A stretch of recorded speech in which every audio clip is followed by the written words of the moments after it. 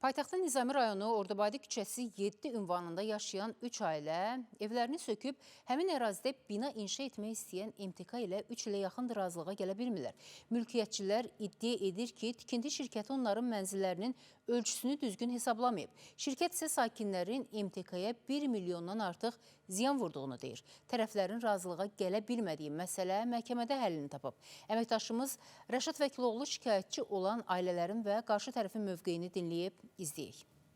32 ildir bu fərdi evdə yaşayıram. Baqir Musazadə deyir ki, evinin çıxarışlı sənədli ölçüsü 66,5 kvadratdır. Həyətyanı torpaq sahəsi və digər tikililərlə birlikdə onun mənzili 360 kvadrat hesablanmalıdır. 2 il ərzində dəfələrlə mənzillərin ölçüsü hesablanıb. Onlara gələcəkdə tikiləcək binada mənzil təklif olunsa da, MTK ilə razılığa gələ bilməyiblər. Mənim yaşadığım bu ev sot yarım torpaqda yerləşir.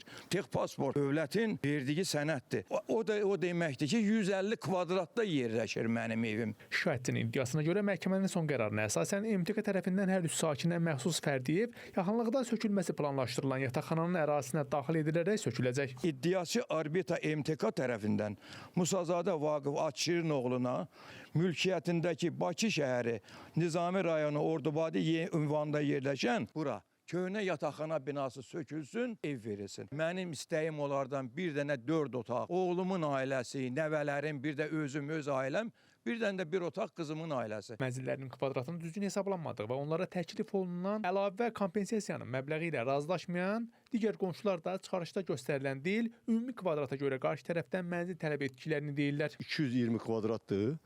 Çıxarışda amma 102 kvadratdır. Onlar da mənə onun əvəzində verir 126 kvadrat. Mənim istəyim odur ki, mən 3 ailə qalıram orada. Mən istəyirəm ona dedim ki, yəni ki, o böyük oğlumun 3 uşağı var, 3 övladı var, ona 3 otaqlı bir mənzil versin. O birinə 2, birinə də 1 də özüm üçün alım. 201,5 kvadrat metr olduğu halda bizim evi özlərinin arxitekturu gəlib 126 kvadrat metr hesablayıb. Orbitə MTK-dansa bildirildi ki, həmin ünvanda yaşayan 34 ailədən 31-i ilə qarşılıqlı razılaşma əsasında müqavilə bağlanıb və həmin sakinlərin köçürülməsi təmin edilib. Digər 3 mənzil sahibinin şirkətdən əsassız tələbləri tərəfləri məhkəməyə kimi aparıb. Şikayətçi olan sakinlərin fərdi ev kimi təqdim etdiyi mənzillər isə hazırda qəzalı vəziyyətdə olduğu üçün sökülməsi planlaşdırılan yataqxana tipli binanın ərazisinə daxildir. 129 sakini köçürmüşük bu ünvanda.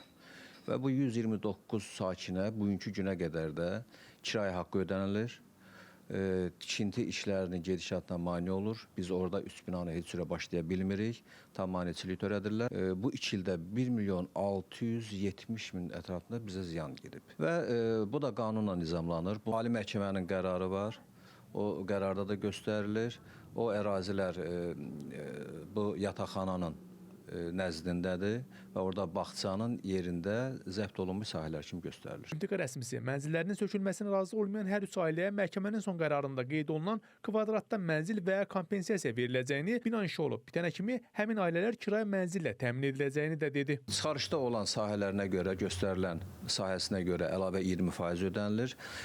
Qanunsuz zəbt olunmuş tikintilərə görə isə əlavə kompensasiya olaraq 600 manatdan hər kvadrat metrinə ödəniş olunur. 170-300 kvadrat ətrafında mənzillər istəyirlər. Hətta orada 300 kvadrat da mənzil istəyən var. Xaricdə olan 98.5 var, 102 olan var, 66.5 olan var və bunlar 200-300 kvadrat arasında mənzillər tələb edirlər, sahələr tələb. Nizami rayon icra hakimiyyətindən isə bildirildi ki, MTK rəhbərliyi və sakinlərlə dəfələrlə rayon icra hakimiyyəti tərəfindən görüşlər keçirilib. Məsələnin həlli istiqamətində işlər aparılıb. Razılıq olmadığı üçün MTK tərəfindən sakinlər məhkəməyə verilib. Son olaraq Ali Məhkəmənin qərarı ilə sözügedən ərazidə yaşayan sakinlərin çıxarılması və söküntü işlərinin aparılması nəzərdə tutulur. Rəşad Vəkiloğlu, Rəşad Əkbəroğlu, Space xəbər.